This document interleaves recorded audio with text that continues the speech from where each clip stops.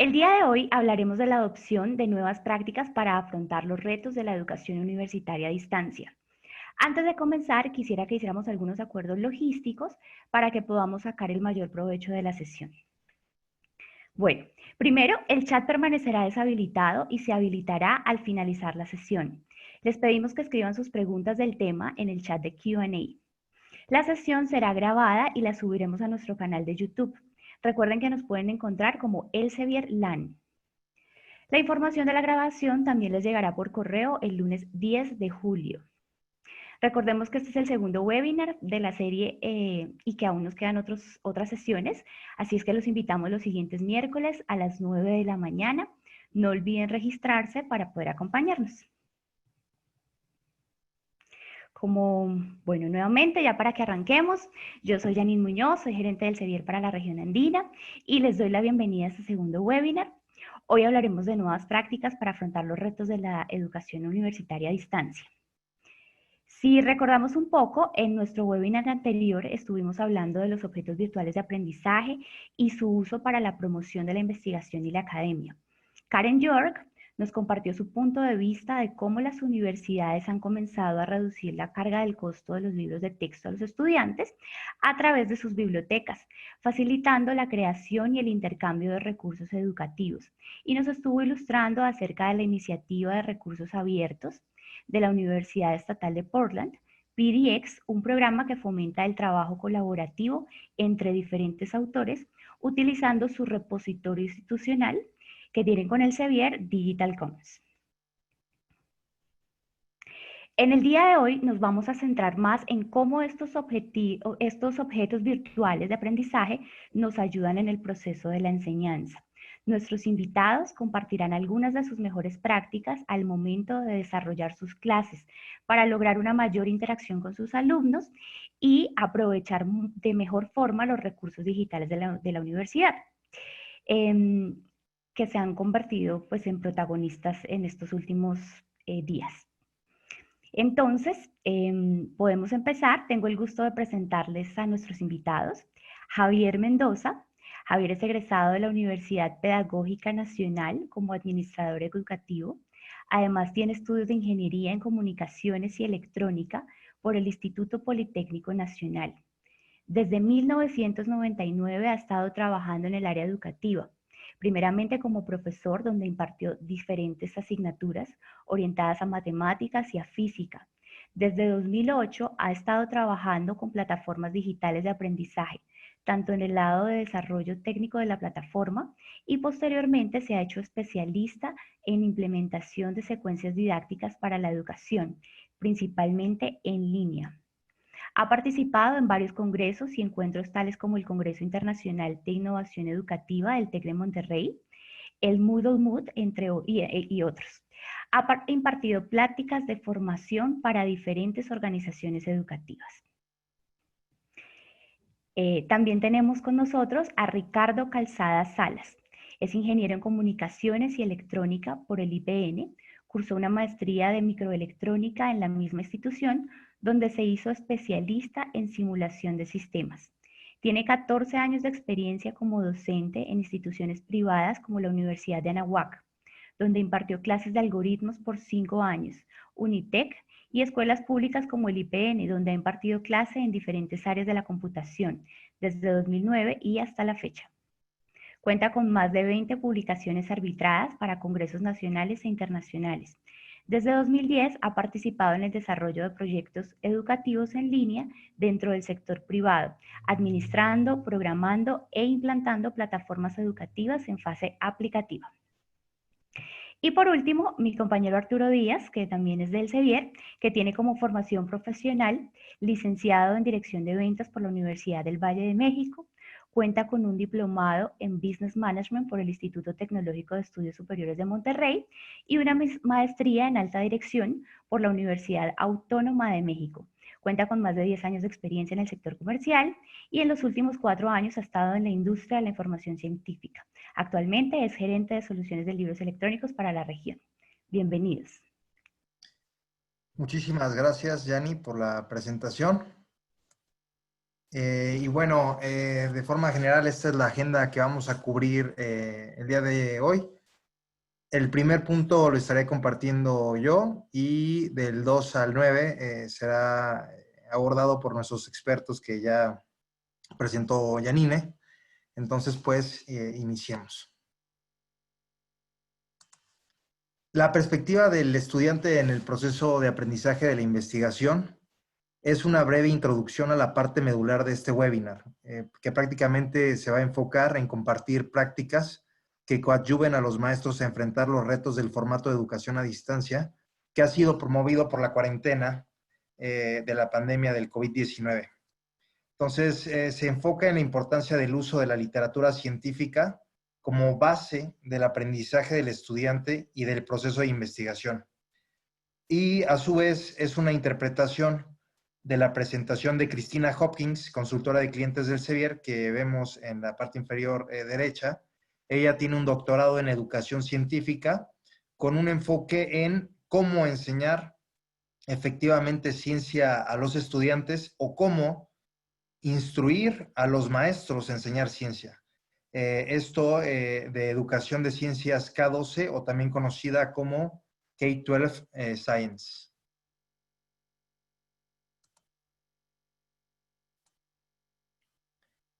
Entonces, ¿qué es la literatura científica? Hoy en día es una habilidad importante del siglo XXI. La gran mayoría de las personas que realizan investigación en educación se enfocan en las palabras que componen el término y profundizan en estas y sus prácticas. Para efectos de este webinar y el enfoque que vamos a plantear, vamos a decir que es la comprensión de conceptos y procesos científicos que nos mantienen informados y nos permite tomar decisiones, participar en actos cívicos y culturales y contribuir a la productividad económica. Entonces, desde el punto de vista de Hopkins, hay tres pilares en la literatura científica que son la comprensión del conocimiento. Este incluye los conceptos, las teorías científicas versus leyes científicas y la terminología particular de cada área de estudio. El segundo pilar es la comprensión de las prácticas del proceso científico, que comprende formular hipótesis, analizar datos y participar con argumentos basados en evidencia. El tercer pilar es la comprensión de la ciencia como un proceso social, que considera los criterios para llegar a ser un experto u obtener esa experticia, así como el rol del conocimiento y la revisión por pares, y, por último, la influencia social y de género en la ciencia convencional. ¿Por qué es importante la literatura científica? Creemos que es importante por diferentes razones. Entre estas, nos permite participar como ciudadanos responsables en nuestra sociedad. Por ejemplo, actualmente la pandemia promovida por el COVID-19 ha sido cubierta masivamente por todos los medios en todas las regiones del mundo y en algunos casos la información es contradictoria. Es por esto que al estar expuestos a tanta información, en este caso noticias, es de suma importancia identificar qué información es fidedigna y en cuál debemos profundizar. Definitivamente estamos expuestos a un mundo de información falsa y el COVID o la COVID-19 ha ensalzado la importancia de la ciencia como un medio de solución. Ahora, dejando de lado la pandemia y los medios de comunicación masivos, hay otras formas de ciencia falsa a la que estamos expuestos. Por ejemplo, hay más de 10,000 revistas depredadoras que van en el proceso de revisión por pares y que publican artículos en revistas de baja calidad e impacto en términos del campo de la ciencia. De tal forma que estas malas prácticas conducen a lo que llamamos mitos científicos, que son considerados como hechos. Por ejemplo, es muy probable que algunos de ustedes hayan escuchado que las vacunas pueden causar autismo. Esto fue publicado en una revista científica y promovió todo un movimiento en contra de las vacunas que ha sido difícil de frenar. Otro ejemplo que podría ser interesante para ustedes es la creencia de la parte predominante del cerebro, ya sea el izquierdo o el derecho, que también fue publicado en un artículo de una revista científica. Esta idea ya forma parte del imaginario colectivo. Por tal motivo, es importantísimo enseñar a los estudiantes la literatura científica para que cuenten con las herramientas necesarias y puedan criticar la ciencia conforme penetre en nuestra sociedad. Hopkins profundiza en el primer pilar de la literatura científica, la comprensión del conocimiento, basándose en los estándares emergentes de la educación de ciencias K12, o también conocidos como los estándares científicos de la próxima generación. Y hace referencia a estos porque son progresivos, involucran habilidades del siglo XXI y a la literatura científica como marco para el aprendizaje y enseñanza efectiva de la ciencia. También porque considera que son aplicables para el proceso de enseñanza en los niveles medio superior y superior, pregrado y grado. Los estándares que relaciona Hopkins con el conocimiento incluyen contenido y habilidades. Podemos observar que el primero es el entendimiento de los datos científicos básicos, como el lenguaje, el vocabulario, los conceptos, las teorías y las leyes. En el segundo punto, la habilidad para identificar patrones y datos, seguido por la posibilidad de identificar y explicar las causas y efectos. En la posición 4, los sistemas y modelos de sistemas, que implica la comprensión del sistema de estudio y la utilización de un modelo para entender el sistema. Por ejemplo, la comprensión del sistema solar y la habilidad de explicar el sistema con un modelo. En cuanto a estructura y función, es un punto muy relevante para Hopkins porque la ciencia puede ser muy intencional. Entonces, destacar por qué ciertas estructuras existen y explicar su presencia basado en su función es un elemento vital para entender la ciencia. Por último, identificar las condiciones de estabilidad y determinantes de cambio o evolución de un sistema. Ejemplo, ¿cuáles son los determinantes que causan que el clima evolucione en nuestro sistema Tierra? Es por esto que los profesores son clave para que los estudiantes aprendan y desarrollen habilidades en literatura científica. Los estudiantes ya aprenden conceptos y teorías y leyes durante sus cursos. Entonces, ¿cómo podrían los maestros y los bibliotecarios usar sus recursos en Science Direct para desarrollar el conocimiento científico en los estudiantes? Nosotros les compartimos una herramienta que se llama Science Direct Topics, que está en Science Direct, por supuesto, que podría ayudar a desarrollar el conocimiento científico en los estudiantes y que es una herramienta para los maestros y bibliotecarios para lograr este objetivo. Estas páginas de Topics o Science Direct Topics es una especie de tesauro, es de acceso libre, gratuito en Science Direct, que proporciona definiciones de conceptos a partir de los contenidos de los libros del Sevier. No solo comparte la definición de un concepto, sino que también comparte una serie de conceptos relacionados con el que se ha buscado. Esto permite profundizar según el interés para comprender un tema determinado o para mantenerse actualizado, porque los conceptos relacionados o sugeridos son generados a partir de las búsquedas de los usuarios en Science Direct, por lo que los conceptos en tendencia están disponibles y frecuentemente son los primeros que surgen como sugerencias.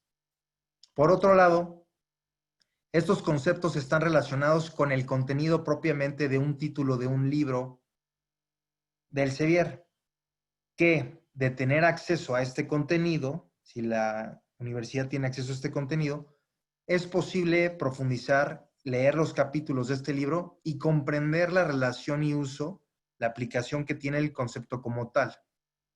Un ejemplo de cómo es las páginas de tópicos es el que estamos viendo en pantalla, en donde en la imagen del lado izquierdo se encuentra la definición de bibliotecario. La traducción es: los bibliotecarios brindan servicios y recursos para las comunidades a las que sirven, y a menudo buscan oportunidades en el campus para apoyar los intereses más amplios de la comunidad. Del título, traducido, La Biblioteca Experimental 2017. Ahora, si vemos la pantalla del lado derecho, vemos el resumen del título que trata de recomendaciones para usar juegos de mesa como herramientas de aprendizaje experimental, tanto dentro como fuera del aula, y trabajaron para incorporar los juegos como una experiencia para que los estudiantes participen a lo largo de su carrera universitaria. En este capítulo, bueno, en este libro, los autores comparten sus éxitos y fracasos al lanzar un centro de juegos y aprendizaje en la biblioteca y proporcionan las recomendaciones para su implementación. En este sentido, lo que trato de decir o compartir es que Science Direct Topics no solamente podría apoyar a desarrollar el conocimiento científico a los estudiantes, sino que también podría beneficiar a los maestros y a los bibliotecarios en temas de su área o de su interés. Entrando a las prácticas del proceso científico, nos gustaría usar el término prácticas en lugar de habilidades, porque para el proceso de investigación científica se requiere de habilidades y conocimientos específicos para cada una de estas prácticas. Estos son importantes porque ayudan al estudiante a entender cómo la ciencia se desarrolla y su involucramiento en estas prácticas les permite a los estudiantes tener una idea clara de la diversidad de enfoques que podrían usar para investigar modelos y explicar el mundo a través de la ciencia. Continuando con el segundo pilar de Hopkins, las 5 prácticas que complementan el desarrollo del conocimiento científico son: primera, hacer preguntas y definir problemas, que incluye hacernos preguntas a nosotros mismos, así como evaluar si las preguntas son comprobables y relevantes. En cuanto a analizar e interpretar datos, refiere a organizar e interpretar los datos y hacer análisis estadísticos, así como también identificar las limitaciones y las posibles fuentes de error en estos datos. En la tercera práctica, construir explicaciones. Estas deben de ser limpias, basadas en variables dependientes e independientes y aplicando el vínculo científico actual para relacionar la evidencia acertada, y la explicación debe de construirse con base en hechos y datos. Para la cuarta práctica, debatir con argumentos basados en evidencia, no existe una forma específica para realizar ciencia significativa. En este punto, los estudiantes deben de evaluar y comparar los mejores métodos para abordar las preguntas que se realizan. Por último, obtener, evaluar y comunicar información. Para esta práctica es necesario reunirse y leer literatura científica y usarla para evaluar la evidencia y la confiabilidad de las afirmaciones, los métodos y los datos.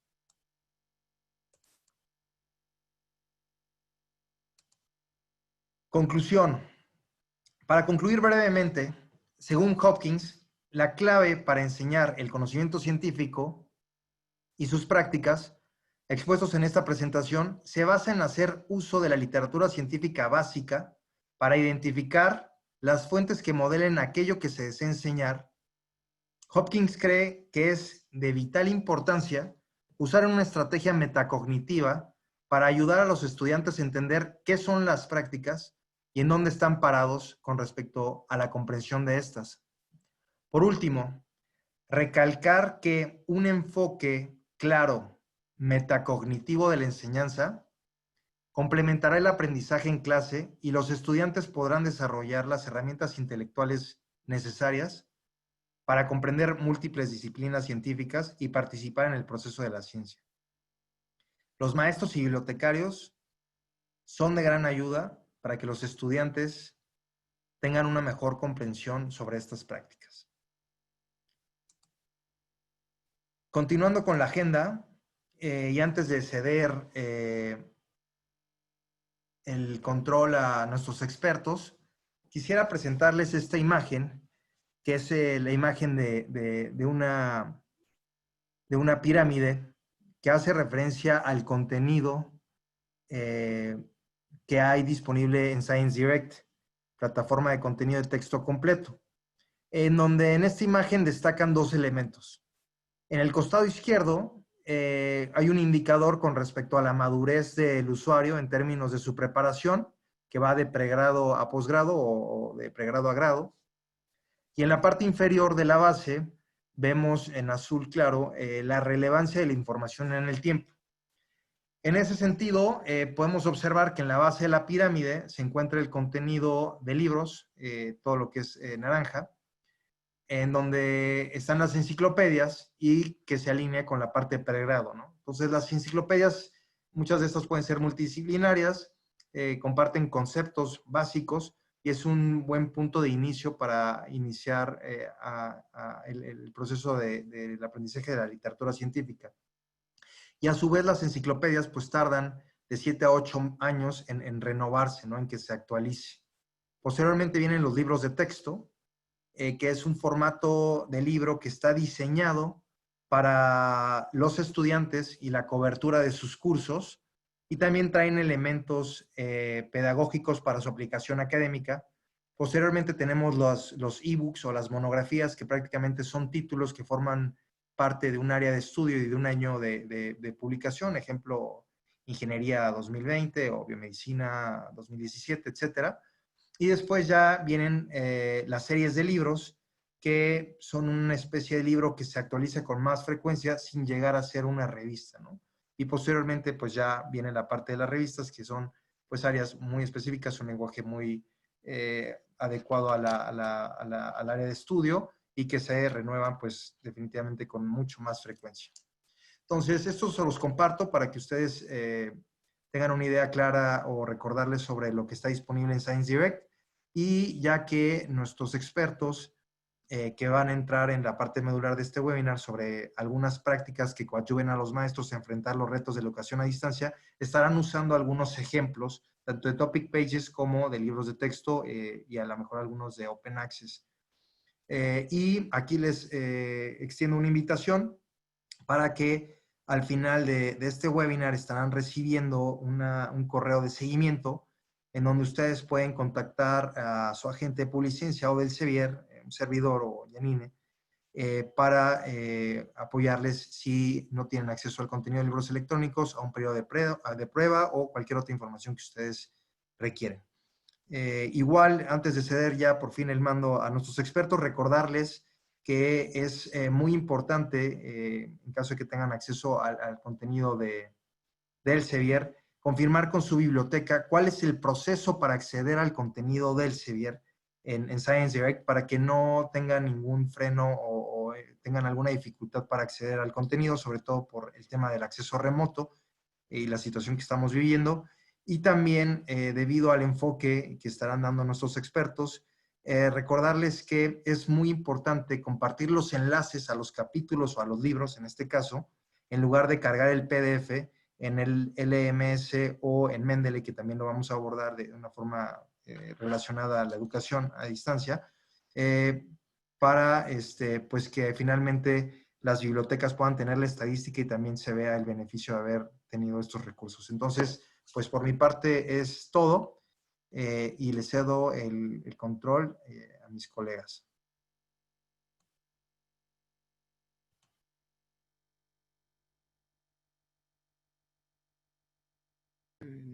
Ahí está.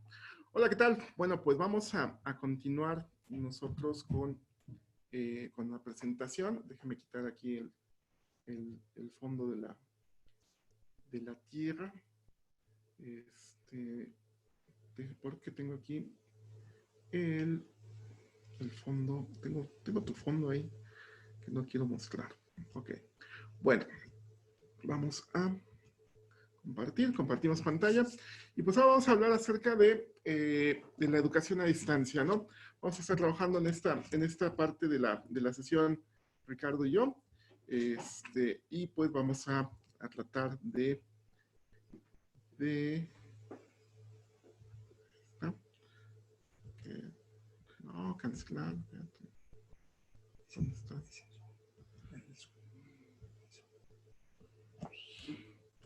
Espérame que no lo voy. ¿Ya?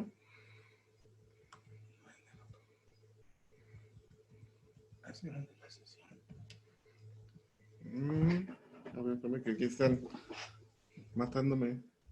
Sí, entre todos. Estos dos individuos. Sigue hablando. Sigo hablando. Y bueno, lo que les vamos a estar presentando el día de hoy es una sesión precisamente hablando de recursos en línea, cómo los vamos a tratar para nuestras clases en esta pandemia que lo tenemos. Y bueno, vamos a comenzar a trabajar con esto, ¿no? El primer punto es la pandemia y la escuela. El segundo punto es herramientas digitales para secuencias didácticas. El tercer punto es el uso del contenido de referencia a Direct y la educación a distancia. El siguiente vamos a hablar mucho acerca del modelo de los 5 pasos para tutorías en línea. Y después vamos a estar hablando de herramientas educativas en línea. Y posteriormente vamos a tener la participación de Ricardo con la clase muestras, los casos de éxito, y por último vamos a tener una sesión de preguntas y respuestas y cómo vamos a estar trabajando con el seguimiento, ¿no? Ya que ya me quitaron mi fondo virtual que tenía habilitado, que no era el que les queríamos mostrar definitivamente. No me sacaron de concentración, no pudieron. Y bueno, ¿no? Vamos a continuar con la sesión, ¿no? Ok. Entonces, el primer paso y lo que les queremos platicar primeramente es la forma en que los profesores han reaccionado a la pandemia y cómo nos han dado su experiencia, ¿no? Estos 4 profesores que tenemos aquí en pantalla son amigos míos y ellos, he estado platicando mucho con ellos y los principales 5 comentarios que me daban era que las clases habían terminado de forma abrupta. Ese es el primer punto. Yo creo que todos lo sufrieron, todos lo sufrimos y estamos en este momento pensando la manera en que vamos a retomar nuestras actividades en la escuela, ¿no? Ese es el primer punto. Después es que la capacitación fue nula, fue muy poca, ¿no? Dependiendo de la institución en la que estemos, dependiendo de los recursos con los que cuente la institución, tenemos ese asunto de que no existió una capacitación adecuada, ¿no? No existió una fuente de formación para poder reaccionar a la pandemia y generalmente reaccionamos a todo este asunto, ¿no? El siguiente punto es que no se tienen las herramientas digitales adecuadas. Por ejemplo, en muchos aspectos, pues las escuelas sí reaccionaron, sí contrataron plataforma, sí contrataron servicios, pero no eran los servicios que necesitaba su centro escolar, ¿no? Entonces, por ese lado, pues también tenemos el asunto de que no son las herramientas digitales adecuadas. El siguiente punto es que carecemos o carecen las instituciones del hardware necesario para trabajar. ¿Qué significa esto? Bueno, que casi todos nosotros como profesores, casi todos nosotros como docentes, estamos trabajando con nuestros propios equipos. Y estos propios equipos son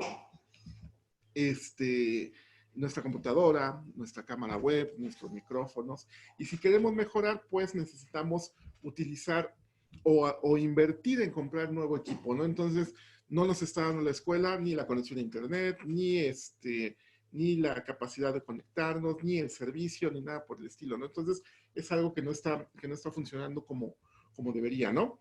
Y no estamos teniendo la posibilidad de llevar nuestras clases del entorno presencial al entorno virtual o al entorno blended. ¿Qué es el entorno blended? Pues el entorno blended es el mezclado entre virtual y presencial, ¿no? Entonces no estamos haciendo esa transición de manera adecuada y eso es un problema grave que hemos detectado en estos días de pandemia, ¿no? Entonces, bueno, generalmente reaccionamos con colocar todo en una sesión de Zoom, de Meet, de Teams, de diferentes plataformas y no nos han llevado al producto que nosotros quisiéramos tener, ¿no?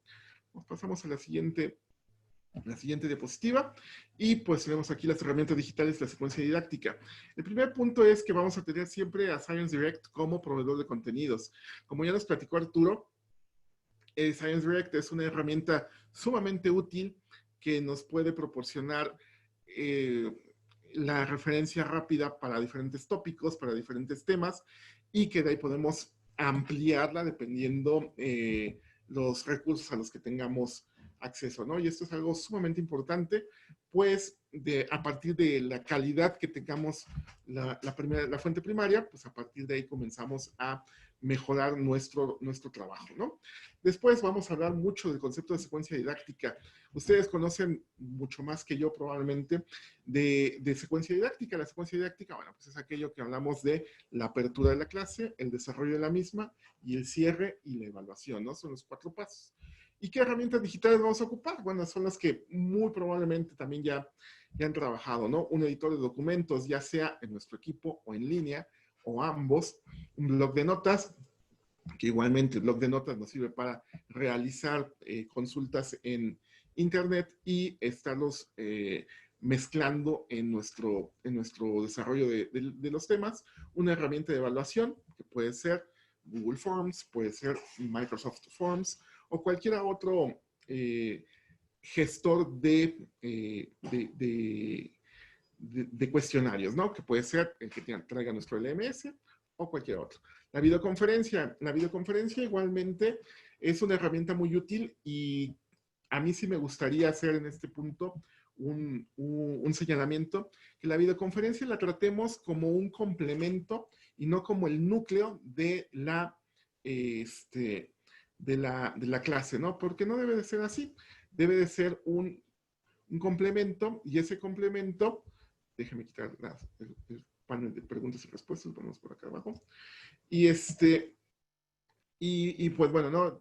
Cuando nosotros ya estamos desarrollando nuestro tema, vamos avanzando poco a poco y llegamos al punto de resolver dudas, al punto de ampliar el tema, al punto de generar conocimiento, es cuando debemos llegar a la videoconferencia y no antes, ¿no? Entonces, también tenemos un hub social, en este caso vamos a ocupar principalmente Mendeley. ¿Por qué? Porque es una herramienta también muy avanzada, muy sofisticada, que sofisticado no implica que sea difícil de utilizar, que nos proporciona Elsevier y que nos permite ahí compartir nuestras experiencias tanto con nuestros alumnos como con nuestros pares y con la gente de la academia a nivel mundial, ¿no? Entonces es algo muy interesante. Por ejemplo, aquí Paul Valdeón nos pregunta ¿cuál es la diferencia entre educación a distancia, virtual y online? Educación a distancia, por ejemplo, no sé si recuerden, aquí en México durante la década de los 80s y 90s se hizo muy popular la telesecundaria. Y de hecho, ahorita en la respuesta a la pandemia, la educación a distancia va a ser muy importante, es muy básica, ¿no? Entonces, la telesecundaria consistía en que hacían programas de televisión que se transmitían a través de satélites, se transmitían a través de la televisión pública y se transmitían todos los días. Las escuelas que trabajaban con este modelo no tenían propiamente un profesor para cada asignatura, tenían un profesor general y solamente les iba resolviendo dudas y les iba resolviendo puntos muy básicos que fueran surgiendo. Esa es educación a distancia. También puede ser que se entregue a través de materiales impresos, por ejemplo, libros de autoaprendizaje que se entreguen a las zonas rurales, y esa es la educación a distancia. Virtual es que esté completamente en un medio que no sea palpable, como por ejemplo una computadora, ¿no? Pero que no necesariamente esté en línea. Por ejemplo, los disquetes o los CDs, yo aquí tengo uno, ¿me prestas ese disquete que tienes allá, Ricardo? Ahorita que lo tenemos por aquí. Ese era un elemento virtual, ¿no? Entonces, pues, por ejemplo, este es de un libro de Java, que lo tenemos aquí, mira. Muy ad hoc nos quedó. Ese es un punto de objeto de aprendizaje virtual, ¿no? ¿Por qué? Porque se ocupa dentro de la computadora. Y online, pues es que esté en línea, que esté siendo conectado a través de internet, que tenga cierta interactividad y que pueda ser o no sincrónica. ¿Qué significa que sea sincrónica? Que esté en todo momento, ¿no? Entonces fue una pregunta muy interesante que nos hizo Paul Valdeón. Vamos a continuar con nuestra plática como la teníamos desarrollada. Y vamos a utilizar mucho para esto el material que esté en Topic Pages y en los ebooks que están igualmente contenidos en las páginas de Science Direct. Science Direct, como ya se les comentó Arturo, es un proveedor de material de referencia directa, material de referencia rápida. Con eso podemos ir construyendo nuestras planeaciones y podemos ir cubriendo los temas que tengamos en nuestra dosificación programática. Entonces, estas son las dos herramientas que vamos a ocupar principalmente y que nos va a platicar más a fondo Ricardo en la clase muestra, ¿no? Ok, después vamos a hablar del modelo de 5 pasos para tutorías en línea, que es el de tutor electrónico. Entonces, bueno, este es este punto que es el acceso y la motivación, es el primer paso del modelo de los 5 pasos, y es que tenemos que asegurar que una vez que tenemos un repositorio, una plataforma, un sitio donde trabajar, podemos continuar con el acceso, ¿no? El acceso es muy importante, que aseguremos que todos nuestros alumnos puedan estar trabajando y después motivarlos a que entren. ¿Cómo lo vamos a lograr? Bueno, ustedes han visto en el desarrollo del tiempo, yo hace 22 años era profesor frente a grupo y empezaba el boom de los celulares, ¿no?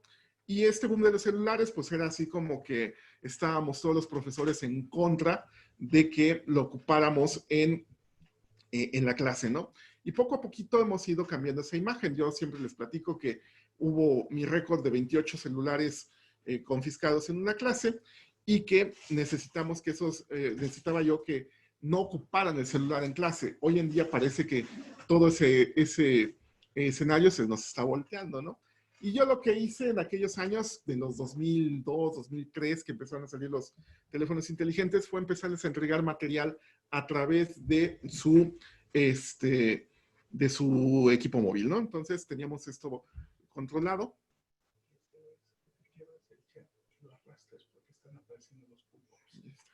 Y entonces, pues vaya, ¿no? El punto fue cambiar el modelo y empezar a entregar contenido a través del celular. Esto se fue adaptando y les puedo platicar que desde el 2008 o 2009 ya todo mi material, pues principalmente se les transmitía a través del celular, ¿no? Entonces ahí está el uso del celular dentro de la clase y que estén motivados a ocuparlo, que sientan que es parte de la clase y que aunque nos ha costado mucho trabajo el poder integrar este acceso y motivación a nuestra clase, pues ahora es necesario, ¿no? Que ocupemos los elementos digitales como herramientas para nuestra clase.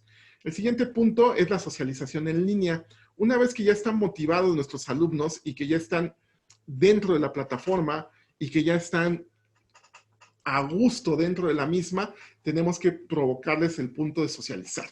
¿Qué significa esto? Bueno, por ejemplo, aquí tenemos en la imagen a muchos jóvenes y adultos jóvenes que todos están metidos en su celular, ¿ok?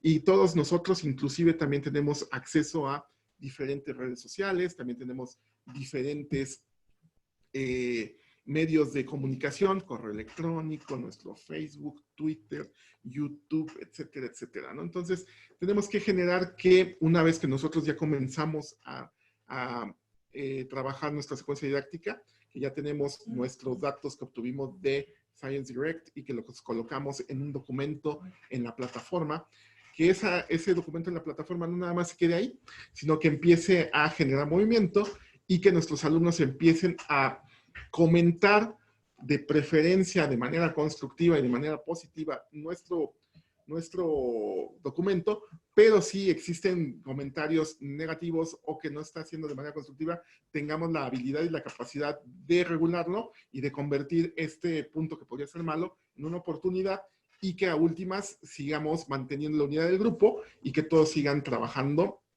con el mismo punto del documento que estábamos mencionando, ¿no? Nos pasamos al siguiente punto, que es el intercambio de información. Una vez que ya tenemos nuestro documento armado, ya lo mandamos, ya está generando comentarios dentro de la misma plataforma, ya está generando comentarios en un sistema que tengamos para darle seguimiento al grupo, que puede ser a través de WhatsApp, que puede ser a través de un blog, que puede ser a través de correo electrónico o el método que ustedes consideren el más adecuado, viene el intercambio de información. Por ejemplo, yo di el tema de la Segunda Guerra Mundial, en específico el desembarco en Normandía. Vamos a suponer que ese fue mi tema. Y yo les di las fechas, yo les di los generales principales involucrados, les di los 3 puntos de desembarco, les di los objetivos principales y les di toda esa información, pero además les puse vínculos para que ellos pudieran consultar más cosas y que a su vez empezaran a generar esa discusión en el blog, ¿no? También les puse a que armaran una wiki. En esa wiki, pues yo les voy a poner a que puedan ir trabajando con esa información que obtuvieron y que vayan armando un ensayo colaborativo. Ese ensayo colaborativo va a estar hecho entre todos y van a estar intercambiando, mejorando la información, siempre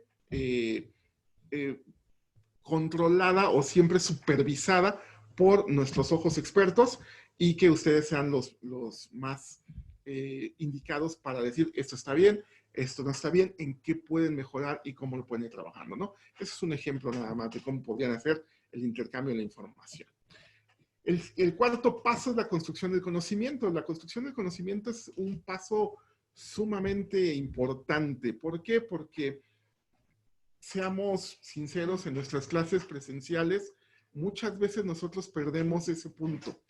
Y no digo que todos, pero creo que por cuestiones de costumbre, por cuestiones de facilidad, empezamos a ver que nuestra construcción del conocimiento es que nos entreguen un buen examen, que tengan buenas notas y nos olvidamos un poquito de que el aprendizaje sea significativo y que les quede para lo largo del tiempo, ¿no? Me regreso a mi ejemplo de la Segunda Guerra Mundial. A mí a lo mejor no me interesa exactamente que sepan que fue el 6 de junio de 1944. A mí me interesa que sepan que fue una operación que llevó muchísimos meses de planeación, que estuvo organizada entre todos los países que estaban en el frente del oeste, en el frente occidental, y que todos ellos tenían la necesidad de invadir Francia para liberarla de la invasión nazi. Eso es lo que a mí me interesa, ¿no? Entonces, tenemos que estar conscientes de qué puntos son los que necesitamos que ellos sean parte de su aprendizaje para la vida y que construyan su conocimiento. Entonces, ya tenemos la posibilidad de que colaboraron, ya platicaron, ya lo socializaron y ahora construyen materiales de aprendizaje que van a quedar dentro de la plataforma y van a poder armar algo que se conoce como portafolio de evidencias, ¿no? Ustedes han escuchado esta palabra de portafolio de evidencias.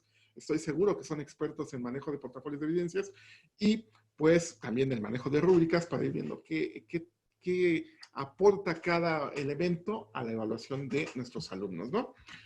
Y el último punto es el desarrollo. El desarrollo es que con el conocimiento que adquirieron nuestros alumnos en nuestra asignatura, sea una generación de aprendizaje significativo y que lo sepan conectar con las demás líneas de vida que tengan sus espacios curriculares correspondientes. Por ejemplo, mi clase de Historia Universal con el desembarco en Normandía se puede conectar perfectamente bien con la clase de Ciencias. ¿Por qué? Pues por el desarrollo tecnológico que existió durante la guerra, por ejemplo. Con la clase de Matemáticas, pues por el modelo matemático que generaba el lanzamiento de las bombas a través de los cañones de 40 milímetros, por ejemplo. Y bueno, también con las clases de ciencias sociales, por ejemplo, el paso demográfico existente entre el inicio de la guerra y el final de la guerra. No sé, todos estos tipos de puntos es muy importante que nosotros los estemos trabajando y que estemos socializando con toda nuestra plantilla de profesores, con todos nuestros compañeros, con todas las academias, y que pudiéramos incluso ocupar un solo proyecto para todas las asignaturas, ¿no? Eso sería súper. Entonces, si nos están quitando el contacto físico, ¿por qué? Pues porque no nos tenemos en el salón de clase, tenemos que nosotros acostumbrarnos al contacto digital. Nuestros alumnos ya lo tienen, nuestros alumnos ya lo saben hacer. Los que probablemente no estemos acostumbrados y entrenados a hacerlo, seamos nosotros. Entonces, nos tenemos que inmiscuir a este mundo digital en el que ellos ya lo manejan y lo manejan perfectamente bien. y que nosotros también empecemos a ser todas unas personas expertas y que podamos estarlo trabajando, ¿no? Los repositorios, como sabemos, pues son muy importantes y que no nada más sean baúles del conocimiento, que sean factorías de conocimiento. Sería algo que me gustaría más, ¿no? Que fuera algo vivo, algo dinámico y que pudiera estar perfectamente bien desarrollado, ¿no? Ya me estoy alargando un poquito, pero no se preocupen, todavía tengo tiempo. Y quiero hablarles del modelo colaborativo y el sistema de patrulla. El modelo colaborativo es algo que es muy interesante. Ustedes están viendo ahí a 2, 4, a 6 chicos que tienen una pañoleta, que están en el campo y que probablemente ustedes los han visto los sábados como eso de las 4 de la tarde en general y que son scouts. ¿Por qué les pongo esta foto? Pues porque es principalmente donde se aplica este sistema.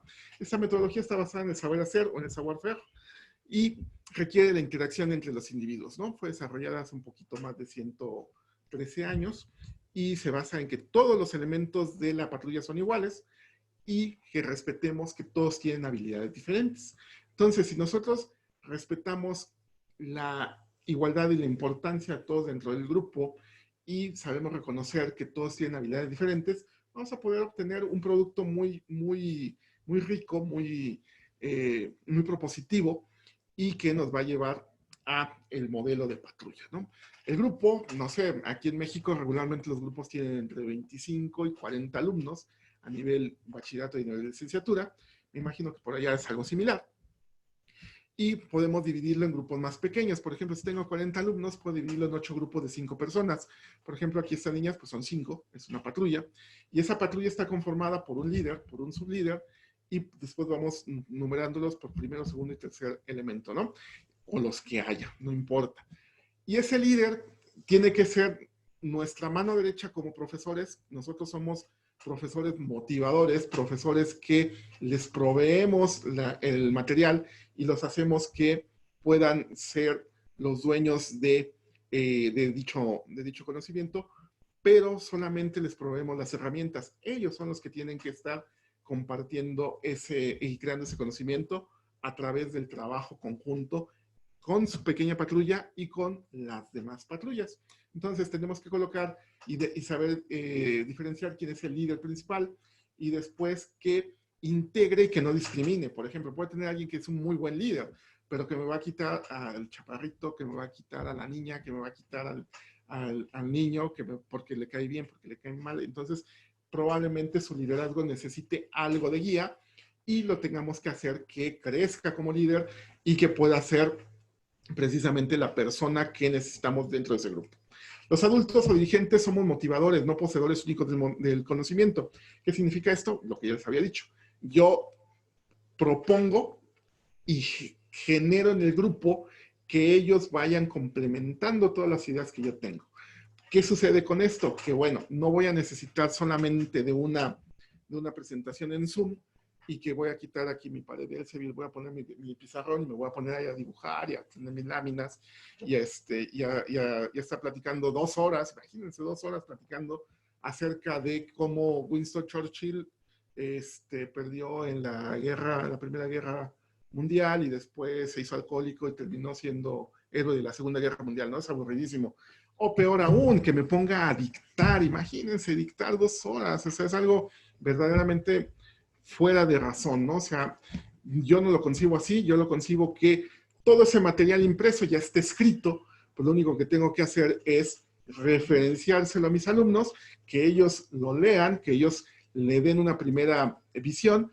Mi papel motivador es que sí lo lean y estarles preguntando, a ver, ¿qué te pareció el asunto del desastre de Turquía con Winston Churchill? Ah, pues me pareció tal bien, tal cosa.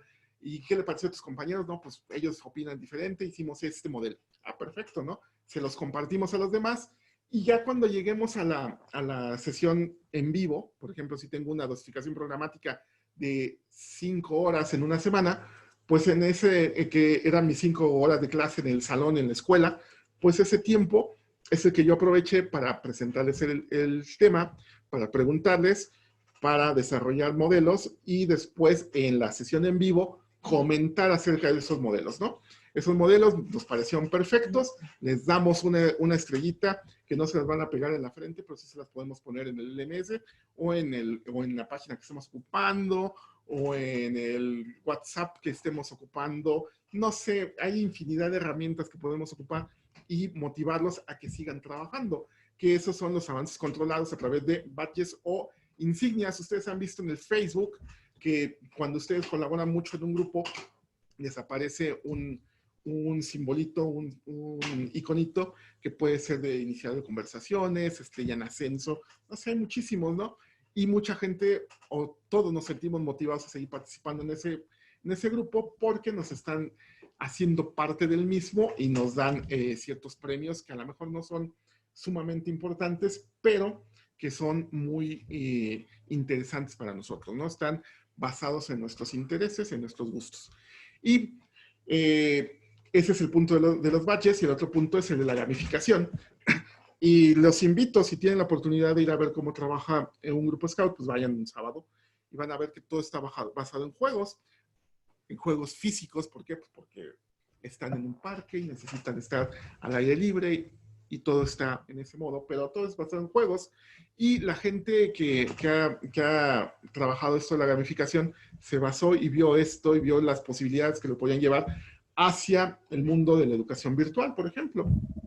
Y estamos viendo que ahora hay muchísimos juegos interactivos, hay muchísimos juegos que nos hacen aprender. Por ejemplo, no sé si ustedes se acuerdan del Age of Empires, y yo me acuerdo mucho que mis alumnos hace 10 años jugaban mucho al Age of Empires, y yo tenía una materia que se llamaba Innovación y Desarrollo Tecnológico, y se sabían todos los desarrollos de la Edad Media y de la Edad de Hierro y de la Edad de Bronce. ¿Por qué? Porque jugaban Age of Empires, ¿no? Entonces sabían en qué épocas más o menos se había dado la transición del cobre al bronce, del bronce al hierro, del hierro al acero, ¿no? Entonces lo sabían muy bien, por ejemplo, toda la campaña de Juana de Arco, y pues vaya, ¿por qué? Pues porque el juego los hizo que aprendieran, ¿no? Entonces nosotros podemos ir adaptando este tipo de juegos también a nuestras clases. Hay de muchísimas naturalezas, los podemos colocar aquí, ¿no?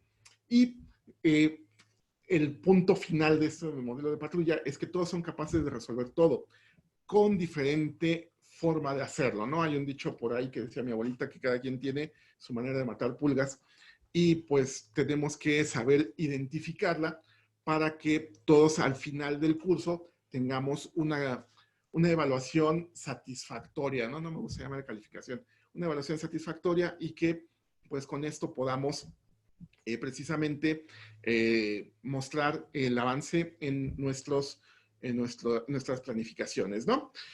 Y por último, les quiero hablar acerca de precisamente las herramientas educativas. Aquí ponemos un banco de trabajo con herramientas de diferentes naturalezas, ¿no? Principalmente herramientas mecánicas.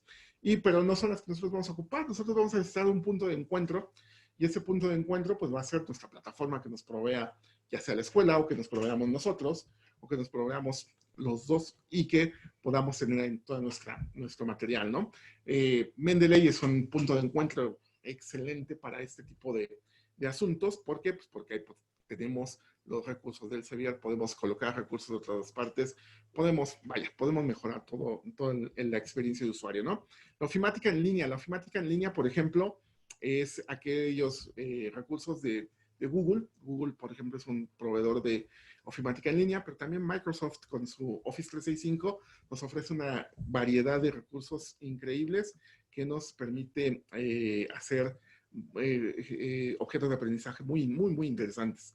La teleconferencia, como ya se les había dicho, no importa cuál usen, en este caso estamos nosotros ocupando Zoom, es una excelente herramienta, pero pueden ocupar Meet, pueden ocupar Teams, pueden ocupar Hangouts, pueden ocupar Skype, pueden ocupar montones de herramientas. El chiste está en el contenido, ¿no?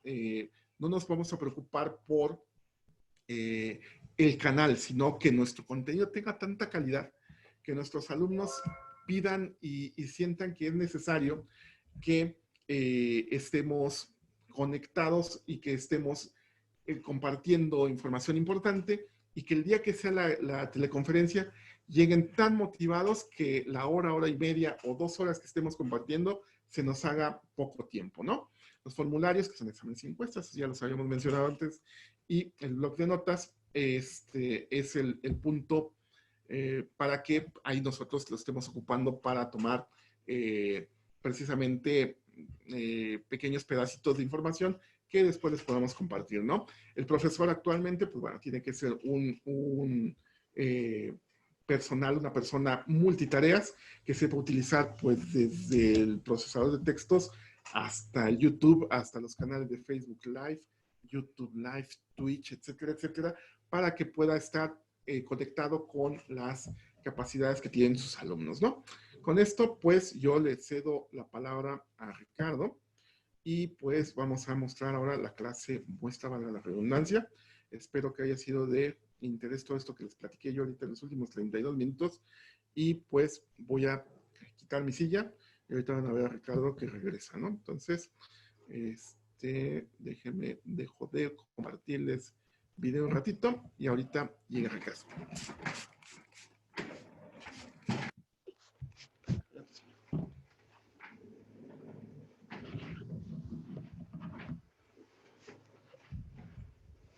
Listo.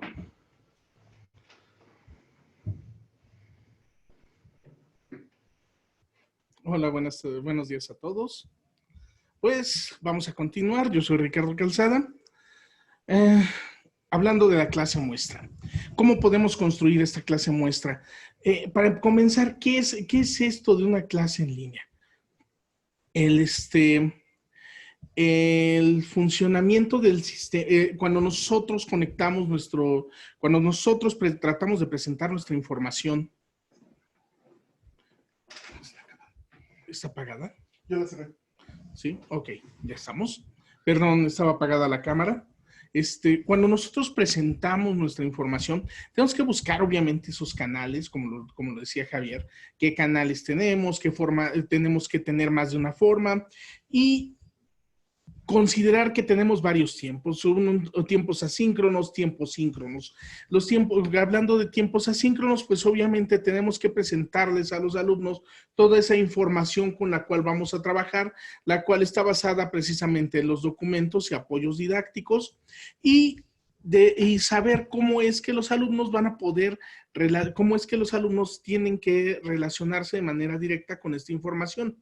Para esto, lo que tenemos que hacer es considerar un conjunto de actividades adecuadas que vayan ad hoc o que vayan acorde a dichos documentos o a dichos apoyos didácticos. Cuando hablamos de apoyos didácticos, de los cuales vamos a hablar un poco más adelante, no solamente estamos hablando de textitos o de libros, sino también podemos hablar de videos o, como decía Javier, de videojuegos. Incluso hay videojuegos que obviamente tienen referencias históricas muy interesantes.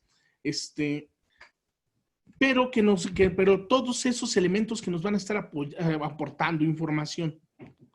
A eso nos referimos con estos de apoyos didácticos. Ahora, no vamos a dejar las mismas actividades respecto de un texto que cuando el conocimiento fue adquirido, por ejemplo, por un video, o cuando se realizó alguna actividad, o cuando se les dejó alguna práctica de laboratorio que se puede dejar en casa, ¿no? Entonces, esas actividades relacionadas tienen que ir acorde a. Aquí cuando yo me refiero a la diversión en clase es ¿cómo resalto ese interés para que los muchachos, para que los alumnos en general se interesen en los temas? Bueno, para esto tenemos que hablar de la relevancia y de qué tan importante es el conocimiento que van a adquirir. Esto implica implica incluso ser un poco como un artista, conocer qué parte de lo que estamos viendo le interesa a la gente, o mejor dicho, a nuestro público, hasta dónde vamos a llegar. Vamos a verlo así como que nos da risa, que los alumnos conozcan qué parte es la que ellos pueden llegar a aplicar y qué parte les puede parecer interesante. Pongamos un ejemplo. ¿Qué le interesa a un alumno? Bueno, si estamos hablando de programación, que nos digan qué pueden hacer con esos programas, qué pueden hacer con los algoritmos, qué pueden hacer con la información, si me sirve para presentar ideas, si me sirve para presentar gráficos. Ahora, Una vez que logré ese interés y que el alumno está participando tanto en las actividades y tiene el interés adecuado, ¿cómo voy a saber qué tanto aprendió o qué tan relevante o qué tan, tan importante le fue el conocimiento? Bueno, para eso necesito tanto la evaluación como la retroalimentación. Ojo, la retroalimentación es un ente de dos vías. La retroalimentación me va a decir no solamente cuánto aprendió el alumno, sino si mi práctica fue la adecuada para poder realizar dicha actividad. Vamos para allá. Entonces, una vez que pasamos por esta breve introducción, vamos a la parte más entretenida de esto, que son nuestros elementos. Las fuentes de información, como les decía, estamos hablando de libros, de papers, apuntes, presentaciones, videos, calculadoras online, wikis. Cuando hablamos de libros, pues no solamente ya son esos elementos físicos impresos, sino que podemos tomar libros en línea, podemos tomar papers, de los cuales vamos a tomar ahorita algunos ejemplos, directamente de qué? De fuentes confirmadas. Ojo, aquí ya podemos empezar a tratar algo de derechos de autor. ¿Por qué? Porque no podemos agarrar un libro que alguien se descargó de internet y bueno, pues ya sabemos que eso, pues, en teoría no deberíamos de poderlo hacer, ¿verdad? O no deberíamos de hacerlo ya que es parte de la educación. Decían en algunos cursos de pedagogía que he tomado que con todo enseñamos. Entonces, si queremos que nuestros alumnos sean éticos, nosotros tenemos que comenzar desde ahí. Apuntes. Nuestros apuntes personales, los apuntes que obtuvimos de otros profesores, incluso la interacción de una academia o de un grupo colegiado, nos puede proporcionar apuntes adecuados de cómo es que podemos llevar a cabo nuestra información. Perdón, me voy a ir un poco rápido ya que tenemos que dejar tiempo para las preguntas y respuestas. Presentaciones, desde luego, nuestros famosísimos PowerPoints, y demás documentos de esa clase, los cuales son compendios o guías de la información que le pueden dar al alumno una visión general del conocimiento. Los videos, que desde luego son, bien dicen que es más importante, muestra más una imagen que 1000 palabras. Obviamente un video nos da mucha más información, nos da intercambios, nos puede dar incluso formas de acción de prácticas de laboratorio, de programación, de cualquier información o de cualquier índole. Incluso videos científicos y videos de algunas compañías que nos pueden mostrar el quehacer real del conocimiento o de la aplicación del conocimiento. Calculadoras online, por ejemplo, calculadoras de física, calculadoras que nos ayudan incluso a calcular impuestos, que se aplican mucho últimamente, calculadoras que nos ayudan a calcular, por ejemplo, de kilos a gramos o a libras, que son herramientas que podemos encontrar online o que incluso las incluye Google, que son parte de sus herramientas, y wikis. Wikis, que son herramientas colaborativas. Compendios de información parecidos a una enciclopedia, los cuales son colaborativos a través de grupos, ya sea grupos abiertos o grupos cerrados. Dichas wikis se han vuelto no solamente son utilizados para el quehacer de la educación, sino que incluso son empleados dentro del quehacer industrial. ¿Para qué? Para el conocimiento de la gente. Dentro de las actividades que nosotros podemos dedicar a nuestros alumnos, podemos dejar papers, ensayos, retrospectivas. Un paper, desde luego, pues es un compendio de información, obviamente, que tiene que estar referenciada. ¿Por qué? Porque de esta forma podemos hacer que nuestros alumnos se hagan investigación y esa investigación esté validada. Dentro de los ensayos nos van a decir de qué forma ellos comprendieron la información y cómo la pueden llevar y cómo la están llevando incluso a su realidad. Las retrospectivas, desde luego, nos pueden mostrar qué partes, no solamente históricas, sino de aplicaciones, de desarrollo, de cambios en la tecnología y de todas esas formas del quehacer de la ciencia y del conocimiento. Desde luego tenemos los famosísimos resúmenes que a todos nos los dejaron desde la primaria, desde educación básica, en donde solamente era retomar la información y tomar los puntos que nos parecían más importantes y cosas de ese tipo, los cuales también involucran cuadros de información o cuadros sinópticos, y las infografías, las cuales relacionan el conocimiento directamente con imágenes que nos puedan proyectar dicho conocimiento de una forma visual o de una forma simplificada.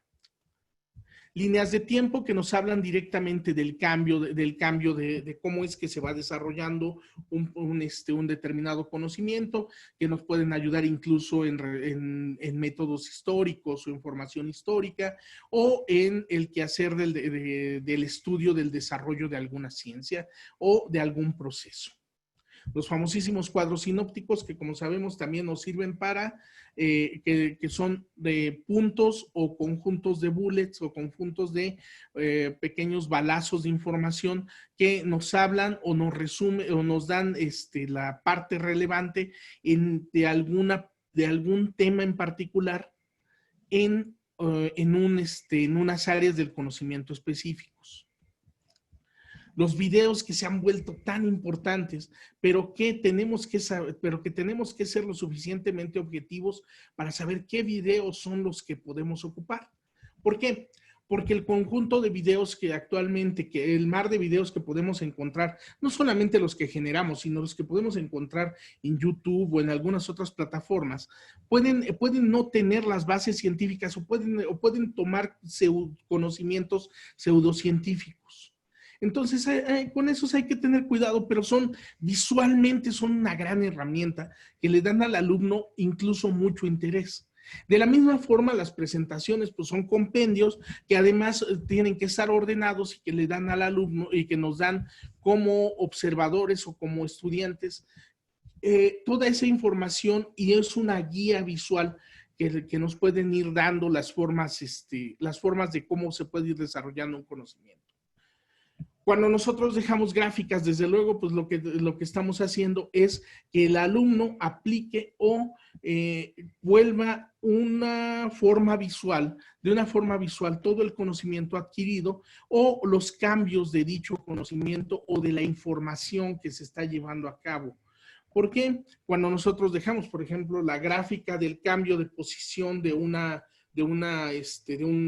pelota que es lanzada, pues desde luego la posición y la aceleración nos va a dar una línea, pero cuando las comparamos con la velocidad, nos va a dar otra línea, ¿verdad? Una será una curva y la otra es una recta. Y entonces, ¿qué es lo que sucede? Que lo que vamos a observar son esos cambios. Es el comportamiento real de las cosas. Aquí, esto es un punto álgido. ¿Por qué? La retroalimentación y la evaluación. Esto es recurrente en las preguntas y respuestas. ¿Cómo evalúo? Realmente, esto es el cambio de nuestro quehacer como docentes. ¿Qué voy a evaluar? Estamos en un instante de cambio, estamos en un instante donde tuvimos que retomar el conocimiento y volverlo aún más, una parte más fácil, más simple,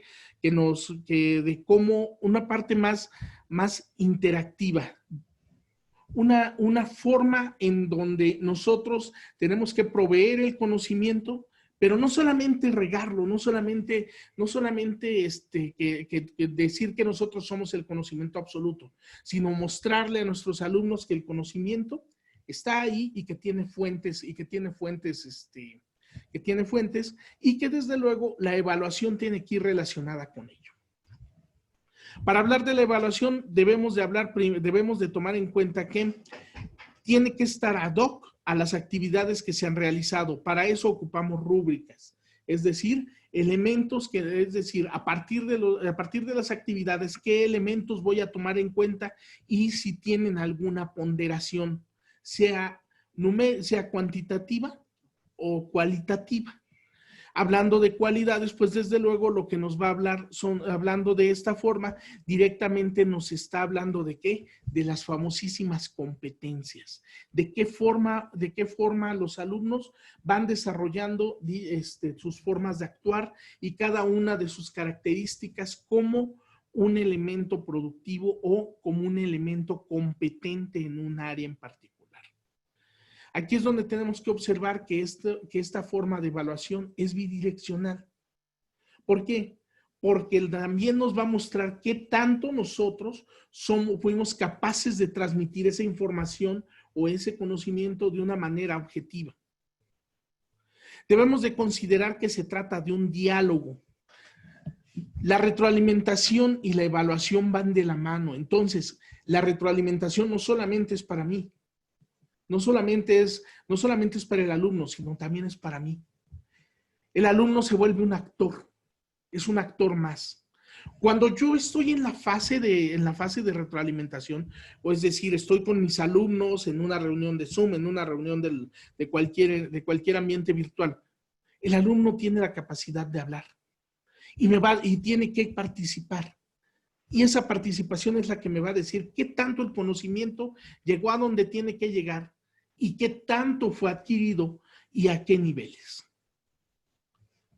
Se verifica el grado de aprovechamiento, es lo que platicaba hace un momento. Desde luego es importante la revisión de trabajos, o mejor dicho, la revisión de las actividades.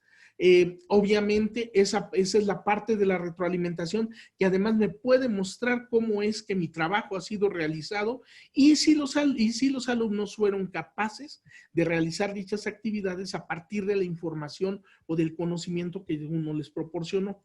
Ahora, el cómo se les plantea, eso también es importante. ¿Por qué? Porque yo tengo que tener las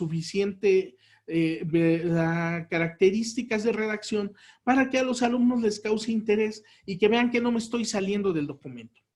Aplicación de cuestionarios, pues desde luego es otra forma de adquirir información de retroalimentación que me puede mostrar precisamente hasta dónde ha llegado esa información y qué tanto ha penetrado. Desde luego el cuestionario tiene que evolucionar, puede ser visual, puede involucrar preguntas abiertas o preguntas que directamente estén relacionadas con el quehacer práctico del alumno. Y obviamente presentaciones hechas por el alumno es una forma en cómo el alumno me puede retroalimentar a mí la información que estoy recibiendo. ¿Por qué todo importa? Las acciones, el cambio, lo que habla el alumno es directamente un reflejo del conocimiento que está adquiriendo.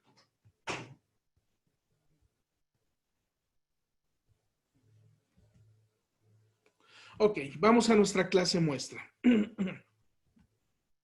En términos generales, veremos que tenemos aquí una plataforma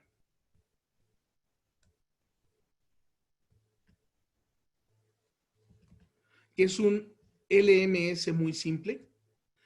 Propiamente está basado en un medio que muchos de ustedes deben de conocer, que se llama WordPress, pero que también estamos trabajando directamente con Mendeley. Ok, ¿cuál es el proceso? En términos generales, y para no hacer demasiado larga esta plática, vamos a ver que lo que yo puedo hacer es una búsqueda. En este caso, ¿cuál fue el tema? Directamente portafolios. Portafolios para evaluación. Entonces, si yo realizo esta búsqueda,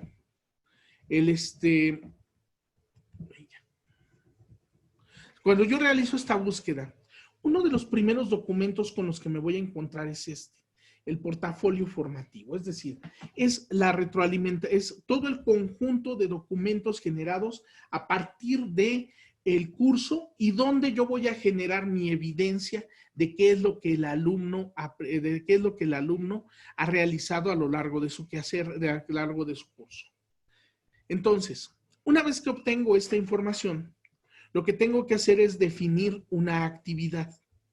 Para definir esta actividad, tengo que conocer tanto el tema como el documento con el cual estoy hablando. En este documento se trata de manera directa los cuatro niveles de contenido pedagógico que se puede manejar dentro de un portafolio. Entonces, a partir de estos 4 contenidos, yo he definido 3 actividades simples. Redacte con sus palabras una descripción de los 4 contenidos pedagógicos y de qué manera pues, es capaz de aplicarlos en su clase.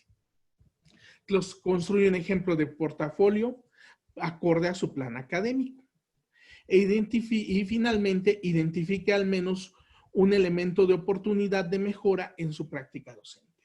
Si se dan cuenta, está aplicado de manera directa a cómo es que yo puedo presentar esta información para que el alumno, para que nuestro estudiante realice y pueda aplicar este conocimiento en unas cuantas actividades. Ahora, como les mostraba hace un rato, se ocupa una plataforma muy simple.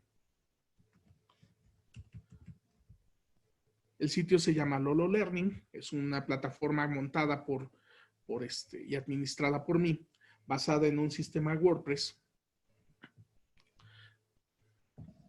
y donde directamente yo puedo observar mis publicaciones. ¿Qué es lo que el alumno hace? Si observamos, yo estoy publicando la liga, tal y como lo comentamos hace un momento, ya implicando los derechos de autor. Y cuando yo me dirijo a la liga, lo que voy a observar es directamente la publicación. ¿Qué puedo agregar? Puedo agregar de manera directa, puedo agregar directamente algunos otros elementos. Esta es mi plataforma personal, donde yo he dado mis clases estos últimos semestres, este último semestre. Y, por ejemplo, podemos ocupar videos,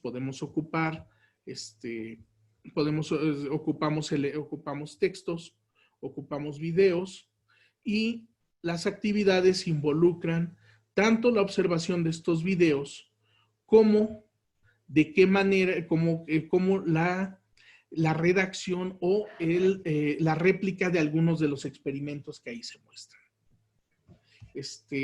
Por cuestiones de tiempo, algo parecido hemos hecho en Mendeley. Este es Mendeley. Y en esta plataforma contamos con nuestros grupos de educación en línea, donde posteamos regularmente información relevante al respecto de estos enfoques, y donde posteriormente pondremos algunas actividades que pueden ser replicadas, que pueden ser realizadas para que ustedes puedan llevar a la práctica la formación docente. Bueno, vamos a la parte de preguntas y respuestas. Agradezco su atención, pero tenemos poco tiempo. Bueno, y ahí nos pueden encontrar. Ahí nos pueden encontrar directamente. Ese es el grupo de Mendeley. Yo soy Ricardo Calzada. Me pueden encontrar en ese correo electrónico, ricardo.calzada@lololearning. Mi sitio personal es lololearning.com. Javier Mendoza, desde luego, tiene su canal de YouTube. Lo pueden encontrar en Twitter como JM Ravelo, y su sitio personal, que es jmravelo.com.mx. Gracias por su atención. Pues vamos a la parte de preguntas y respuestas. Sí, porque ya nos quedan 11 minutos aproximadamente. Entonces, por favor.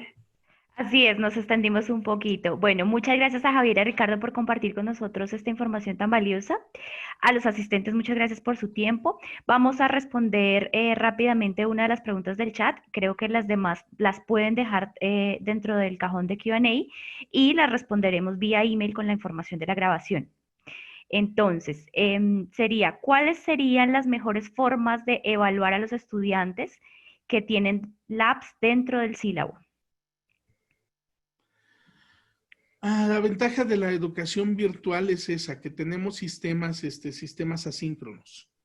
Entonces podemos, la evaluación, volvemos a lo mismo, la evaluación ya no es única. Y hay más de una forma de evaluar, o sea, podemos ocupar portafolios, podemos ocupar, la mejor forma sería, bueno, no es una mejor forma, sino la más lógica sería ocupar portafolios, ya que es una progresión de todas las actividades que se van realizando a lo largo del curso. Entonces, si nosotros observamos esta forma de evaluación, no solamente es progresiva, sino que es acorde a nuestro curso y por ende tiene que ir acorde a nuestro plan de estudios y a nuestra programación educativa. Bueno, por acá tenemos otra pregunta de Susana Medina, de Jenny. Vamos a responderlas vía email, como les comento con la grabación. Solamente les voy a, en este momento, rápidamente les voy a enviar una encuesta para que puedan ir respondiéndolas, mientras les comparto una información importante. Bueno, si quieres podemos contestar otra pregunta rápida. Bueno, está bien. Todavía tenemos 10 minutos.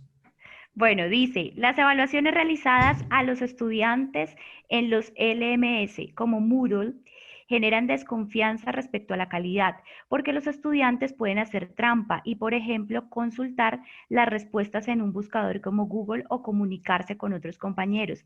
¿Hay alguna sugerencia, método o estrategia que los profesores podamos aplicar para garantizar la calidad en lo que se evalúa? Sí, fíjate, me dejaron en mi punto. Es algo que depende mucho del criterio del profesor. Yo, por ejemplo, soy partidario completamente de, ya no los veo, aquí estamos. Yo soy partidario completamente de la educación colaborativa. ¿Qué significa esto? Bueno, principalmente a mí lo que me interesa es que el alumno esté tan enganchado a la materia, que esté tan enganchado a la asignatura, que no tenga la necesidad de andar buscando la manera de hacer trampa.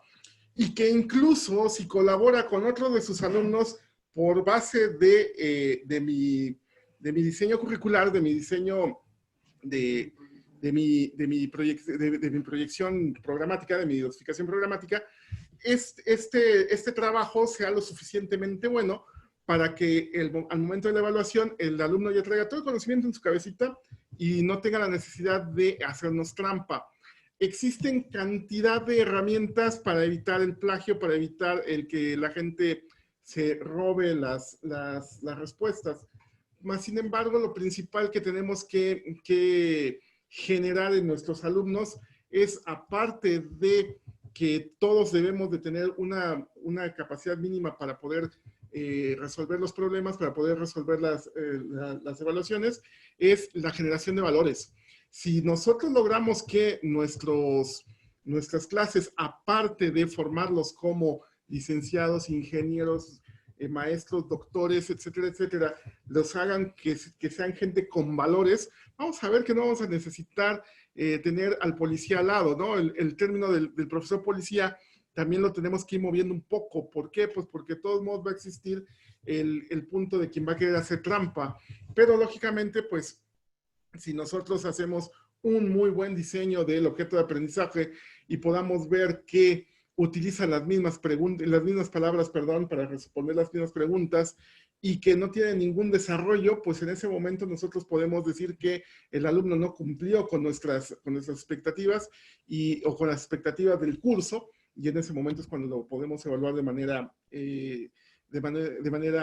negativa, por así llamarlo, ¿no? Pero principalmente está en eso, ¿no? Que nuestro diseño curricular, que nuestro diseño y nuestra dosificación programática sea tan bueno, que nuestro diseño instruccional sea tan bueno, que no tenga la necesidad del alumno de encontrar la manera de hacer trampa, que sea sumamente claro, que hayamos tenido tanto trabajo en clase que al momento de que lo estemos evaluando, no tenga la necesidad de recurrir a ese punto de la trampa, ¿no? Entonces, eso es lo principal que yo les recomiendo. Por eso platicamos mucho del sistema de patrulla, en el que todos colaboren, en el que todos sepan lo mismo y que al momento que lleguen las evaluaciones, pues solamente sea la confirmación de todo lo que trabajamos en este caso en el aula virtual, ¿no? En nuestros espacios virtuales, o que hubiéramos trabajado en nuestro salón de clases. Creo que con eso respondemos la pregunta, Janina. Si quieres, pues... Listo, muchas gracias. Bueno, entonces, pues nada, muchas gracias nuevamente Javier y Ricardo por compartir con nosotros esta información. A los asistentes, muchas gracias por su tiempo. Les recuerdo que tenemos todavía algunas sesiones de webinar pendientes. El próximo 12 de agosto a las 9 de la mañana vamos a estar hablando específicamente de cómo hacer interactiva una clase en los programas de ingeniería y pues el siguiente webinar vamos a hablar acerca de Open Access y Open Science y el tema de visibilidad de la editorial y de la producción científica de las instituciones. Entonces, están cordialmente invitados. Recordarles que tenemos también pues mucha información que brindarles. Si quieren contactarse con nosotros, les dejo los contactos: Arturo Díaz, Janine Muñoz, y de parte de nuestro distribuidor en la región, Publiciencia, Luisa Fernanda Valcárcel. Muchísimas gracias a todos por su atención. Gracias a ustedes. Gracias. Hasta luego. Hasta luego. Hasta luego.